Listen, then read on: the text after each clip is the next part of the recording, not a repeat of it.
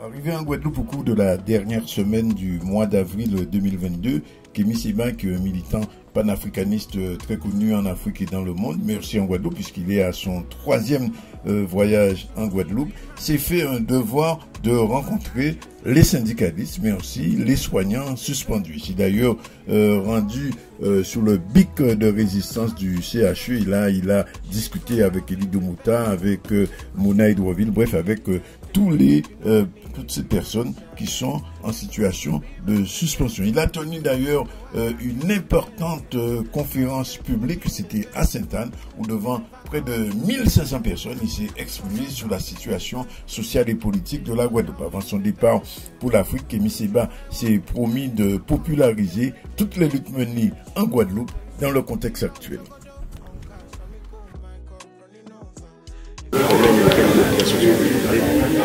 Et leur arrestation pour nous est une décision éminemment politique et en réalité très éloignée du domaine juridique. Leur dossier est vide, tout le monde le sait, les avocats sont brièvement exposés.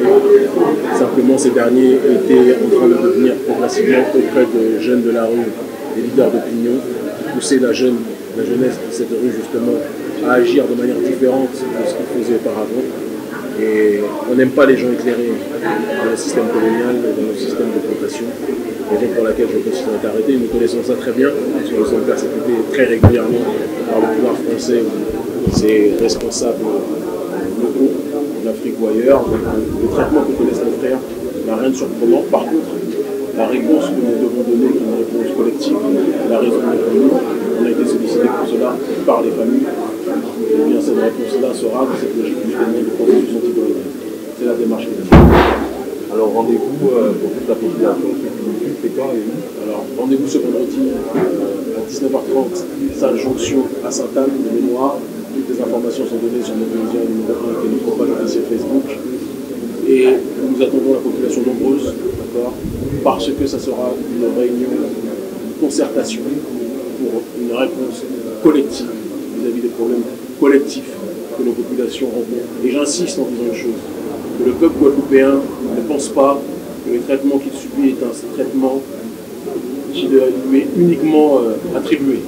C'est un traitement qui est attribué à toutes les populations qui subissent le processus colonial. C'est donc que le peuple guadeloupéen ne se sent pas seul. Nous sommes avec lui. Notre ONG est venue par ses propres moyens, d'accord. On n'a pas énormément de ressources, contrairement à ce que j'entends par-ci par-là.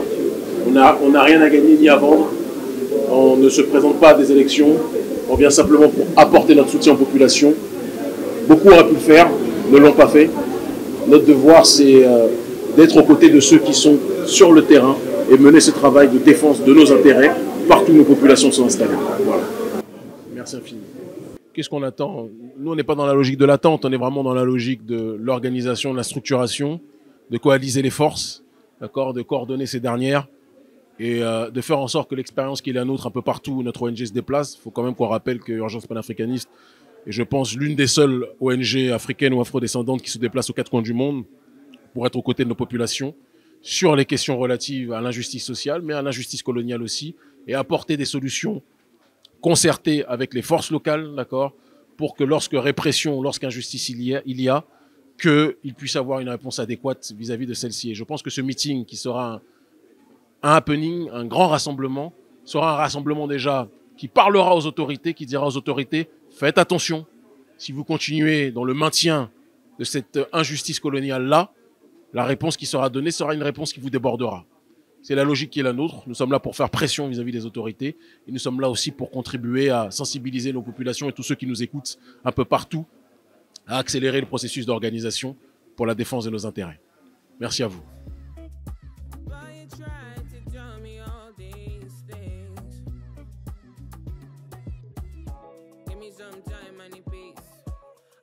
Deuxième officiel et troisième officieux. Alors c'est avec plaisir qu'on vous reçoit ici en Guadeloupe. Alors première question toute simple, quel est l'objet de cette visite? Alors on est venu parce qu'on a été sollicité par des familles de ceux qui ont été incarcérés, qu'on appelle de manière commune les grands frères, d'accord, qui subissent une injustice à la fois politique, sociale, juridique, injustice juridique, mais surtout en tout cas une injustice coloniale. On va dire les choses telles qu'elles sont, parce que je pense que leur arrestation est la matérialisation du traitement colonial que subit notre population ici en Guadeloupe, comme un peu partout où nos peuples sont installés aux quatre coins du monde. Et donc lorsque les familles nous ont sollicité, notre ONG spécialisée sur ces questions de lutte contre le colonialisme, de lutte pour la justice sociale, on a fait nos preuves à un certain nombre d'endroits en Afrique francophone, au Mali, au Burkina Faso, en Guinée et ailleurs. Et il était de notre responsabilité, dès lors que nous sommes sollicités, de nous déplacer. Cela ne signifie pas que nous venons comme une... Comment dirais-je ? Voilà, on l'a dit très clairement à l'arrivée hier, même si on a été accueillis par beaucoup de gens, avec beaucoup d'amour, ça m'a énormément ému. Mais nous ne sommes le leader et le messie de personne. Le seul messie, c'est le peuple. Et nous sommes des accompagnateurs du peuple avec nos modestes moyens. Nous partons du principe que le peuple a pour seule solution de s'en sortir par lui-même, avec les structures qui l'accompagnent, d'où qu'elles soient, d'accord, dès lors qu'elles sont liées à sa réalité. Et moi, je pense que ni la gauche, ni la droite, ni l'extrême gauche, ni l'extrême droite ne pourront apporter quoi que ce soit aux nôtres. Il n'y a que les nôtres qui pourront se sortir par eux-mêmes. Alors, voilà. C'est important ce que vous dites, mais j'aimerais bien, pour les gens qui nous regardent en Guadeloupe, mais on est en direct en France aussi, on nous voit, que vous nous disiez un peu comment, quand vous êtes en Afrique, ou bien quand en France, comment vous voyez un petit peu ce qui se passe dans nos pays, en Guadeloupe, en Martinique, en Guyane. Bon. Je suis basé en Afrique depuis 11 ans maintenant. Avec notre ONG, en effet, nous voyageons tout le temps et partout. Et donc, ça nous permet d'avoir une vision globale de ce qui se passe et de ce qui frappe notre peuple. Il y a eu les analystes, ce qu'on appelle les analystes Twitter, qui pour moi ne sont objectivement pas de très bons exemples de réflexion. Les marxistes de salon qui ont voulu vomir ou stigmatiser la population ici par rapport à la démarche qui est la sienne. Déjà, c'est important de dire qu'une grande partie de la population a été dans l'abstention, très important, et que sur ceux maintenant qui ont voté, il y en a certains qui ont voulu sanctionner Macron et qui ont cru bon de le faire en appelant à voter Marine Le Pen. Si vous voulez mon avis, moi j'ai compris leur stratégie, mais je ne la partage pas. Clairement, je le dis et je le répète, je vomis politiquement Marine Le Pen. Je vomis, j'ai vu des abrutis qui disaient que comme on est des nationalistes noirs, des panafricanistes, cela voudrait dire qu'on appellerait à... Non, ils n'ont rien compris. Et c'est pas parce que de manière ponctuelle on peut s'allier avec des structures occidentales d'extrême gauche ou on peut parler avec des nationalistes occidentaux, parler, que cela signifie qu'on appellerait, on se lèverait pour appeler à voter avec l'un d'entre eux. Jamais de la vie. Ce n'est pas notre ligne, mais j'insiste et je précise, il faut respecter le peuple. Et quand le peuple veut faire quelque chose, il sait pourquoi il le fait. Et plutôt que de lui cracher dessus, comme certains le font dans leur salon, il faut tendre l'oreille sur les mots qui minent notre population. Moi, je suis convaincu, pour parler avec les gens, quand je parle dehors dans la rue, ceux qui ont appelé à voter Marine Le Pen ne l'ont pas fait parce qu'ils adorent Marine Le Pen. Non, c'est pas un vote d'adhésion. Exactement, c'est un vote de contestation. Et je pense que Macron l'a reçu 5 sur 5, même si, encore une fois, je le redis, vous m'auriez demandé, moi je ne l'aurais pas fait. Mais j'entends ce qui s'est passé. Alors parlons un petit peu des combats que vous menez en Afrique en ce moment. Depuis quelque temps, la question du CFA, est-ce que ça avance vraiment? Écoutez, vous savez, on vit dans un climat économique aujourd'hui qui a été frappé par la crise, entre guillemets, sanitaire, ou la guerre bactériologique, peu importe comment on l'appelle, d'accord, qui a été frappé par un certain nombre de mots MAUX qui ont déstructuré l'économie mondiale et qui, par conséquent, étant donné que notre économie est arrimée à l'économie française, c'est encore plus déstructuré l'économie africaine. Maintenant, il y a une réalité aussi que l'on doit préciser, c'est qu'on a fait avancer de manière historique la question de la contestation du franc CFA, dans le sens où au départ c'était incarcéré dans les cénacles universitaires entre sachants qui parlaient en méprisant bien souvent le peuple. Pour eux, le peuple ne pouvait pas comprendre. On a réussi à rendre massif et intelligible au sein des masses africaines. If you fall in love, Kelly satin. You go to breakfast, I'm not capping. Can you see dripple, I'm not catching. I'm not faking this, no fugazi. You see these feelings, I'm not catching. I'm a quest and feet, I just want it.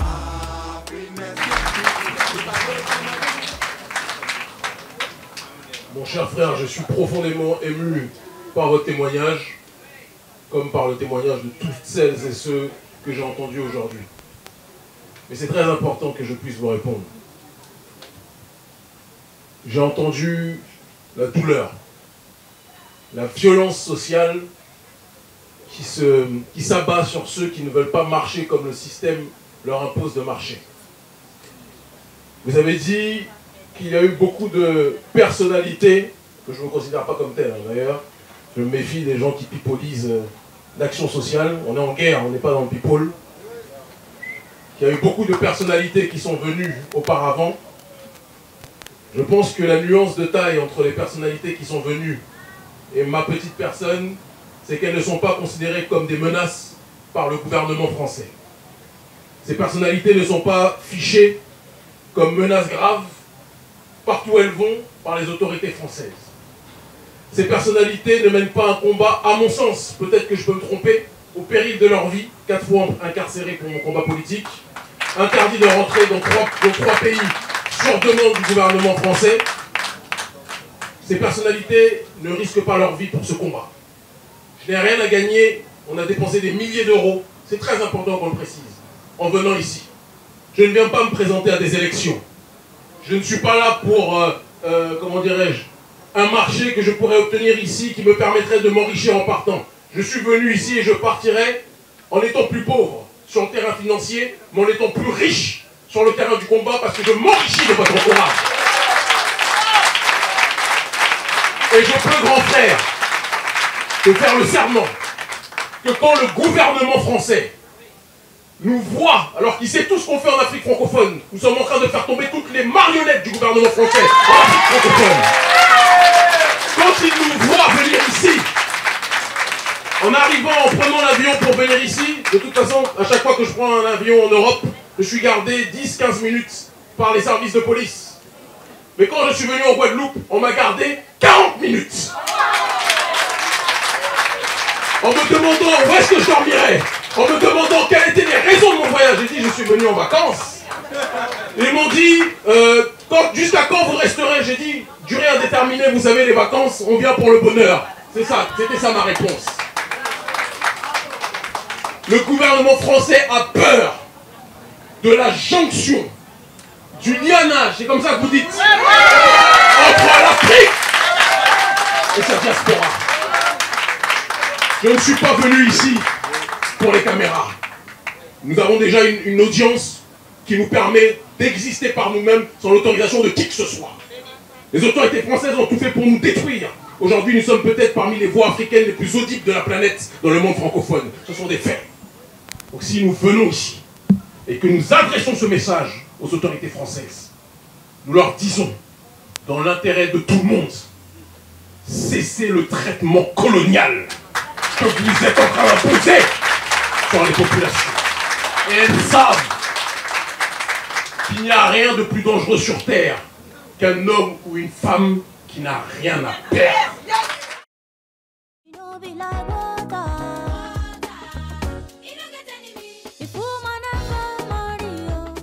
Dans les territoires entre guillemets d'outre-mer, c'est qu'on a toujours cherché des partis extérieurs à nous-mêmes. Mon seul parti ici, c'est le parti de notre peuple. Notre seul parti ici doit être celui de ce drapeau. Notre seul parti ici doit être de faire de ce drapeau le premier parti politique de Guadeloupe, de ce terrain, de ce pays.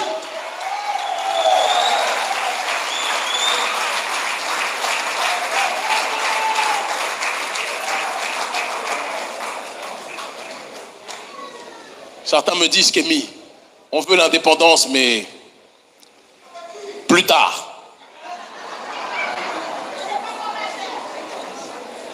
Quand on sera majeur.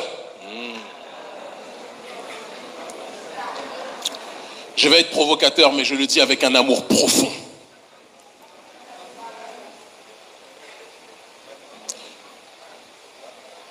Si vous ne voulez pas soigner la maladie, ne vous plaignez pas de souffrir des conséquences de cette maladie.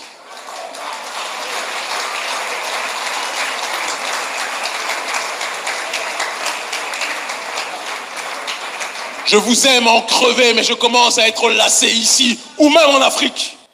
Des gens qui se plaignent de « oui, on a ça, on a ça, on a ça, on connaît telle situation, mais on ne veut pas appeler un chat un chat. » Nous sommes responsables de ce que nous vivons. Si nous sommes à genoux, nous sommes responsables. Macron lui-même se bat pour les intérêts du système qui le régit. Est-ce que vous allez en vouloir à un hyène de se battre pour les intérêts des hyènes? Ceux à qui il faut en vouloir, c'est aux lions qui se comportent comme des caniches. Nous sommes nés lions, mais nous nous comportons comme des caniches avec des bigoudis. Nous sommes les lions de l'humanité, les lionnes de l'humanité, mais nous nous comportons comme des animaux dressés. On va en vouloir au maître alors qu'on vient s'offrir à lui. Certes, on ne s'est pas offert par magie. C'est après un conditionnement psychologique, intellectuel, idéologique, spirituel. Mais il arrive un moment où l'anti-victimisation doit être notre première religion. Celui qui dit toujours que le problème c'est l'autre, c'est celui qui reconnaît que l'autre est supérieur à vous.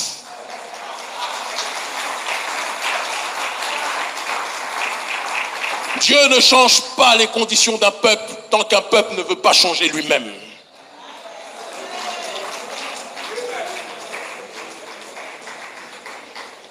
Nous nous réunissons ce soir. Le système colonial a peur lorsqu'il nous voit si nombreux. Vous vous en rendez compte? Il y a quelques années, 1500 personnes, ça ne pouvait être que pour des concerts. Maintenant, c'est pour des rassemblements politiques. C'est la preuve qu'en ce début de 21e siècle, il y a un réveil. Et je sais que les RG dans la salle sont en train de prendre plein de notes. Mais si nous en restons à cette seule réunion, nous n'aurons pas compris le sens de ce meeting. La sœur disait de manière juste, peut-être de manière offensive, mais je l'ai compris. Il ne faut pas attendre que nous venions, comme nous le faisons aux quatre coins du monde, pour que nous soyons capables de nous réunir aussi massivement. On doit se réunir constamment pour des intérêts qui nous lient tous. C'est important.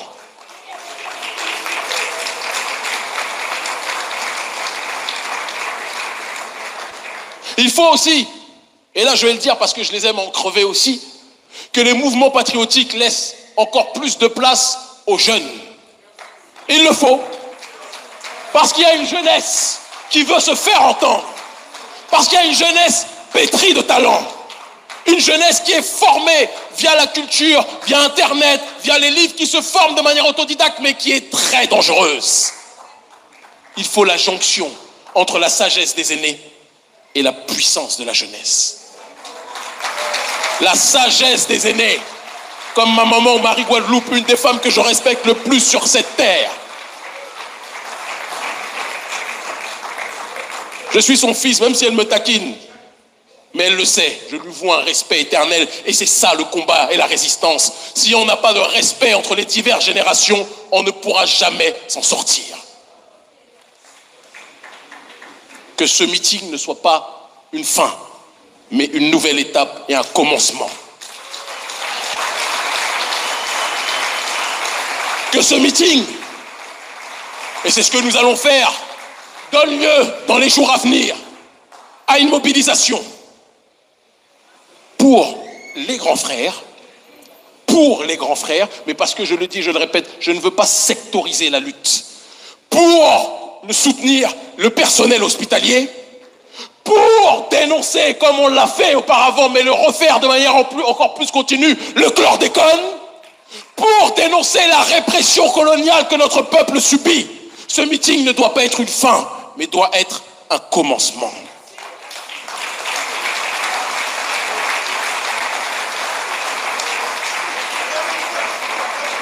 Nous avons parlé économiquement du chemin à suivre. Si vous ne valorisez pas les produits locaux et les commerces tenus par les locaux en tant que tels, ça ne sert à rien de parler de pays ou de peuple guadeloupéen. Il n'y a pas de peuple sans économie. Si vous ne voulez pas être dans une démarche de soutenir politiquement les structures déjà existantes et toujours dépenser votre temps à aller mettre un bulletin de vote chez des gens qui vous méprisent, qui ne vous aiment pas, qui ne vous ont jamais aimé, ne parlez pas de peuple guadeloupéen. Un drapeau, c'est un peuple, c'est une économie, c'est un esprit. Je l'ai dit en interview, le peuple malien est pour moi au XXIe siècle l'un des plus grands symboles de la résistance africaine. Et je vous demande de les applaudir.